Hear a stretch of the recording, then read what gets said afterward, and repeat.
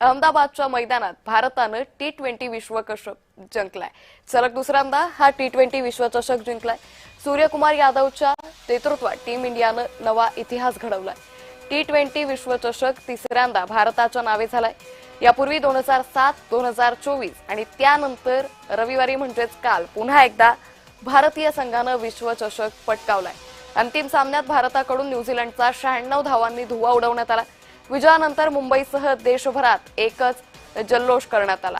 या संदर्भात अधिक माहिती घेऊयात आमच्या प्रतिनिधी प्राची नटे यांच्याकडून। प्राची, अहमदाबादच्या मैदानात काल भारतानं हा विश्वचषक जिंकलाय। कशा पद्धतीने भारतीय संघाने इतिहास घडवलाय?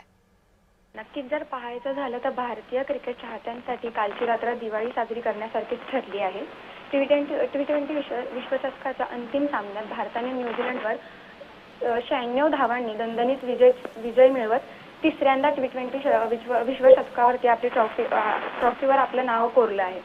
भारताने दिलेल्या 256 धावांच्या अवाढव्य लक्ष्याचा पाठलाग करताना न्यूझीलंड अवघ्या 159 धावांवरती गारद झाला। यावेळी जर भारताच्या फलंदाजीबद्दल पाहायचं झालं तर भारताकडून संजू सॅमसन, अभिषेक शर्मा आणि ईशान किशन यांनी जोरदार प्रदर्शन केले। तर दुसरीकडे जसप्रीत बुमराह आणि अक्षर पटेलच्या फिरकीची जादू मैदानावर चालली आहे। न्यूझीलंडच्या फलंदाजीबद्दल बोलायचं झालं तर न्यूझीलंडकडून देखील टीम शेफर्ड याने देखील अर्धशतक केल्याचे पाहायला मिळाले। एकंदरीत पाहायचं झालं तर भारताच्या भेदक गोलंदाजी समोर न्यूझीलंडचा संघ पत्त्यासारखा कोसळला। निश्चित। धन्यवाद प्राची, आपण दिलेल्या सविस्तर माहितीसाठी।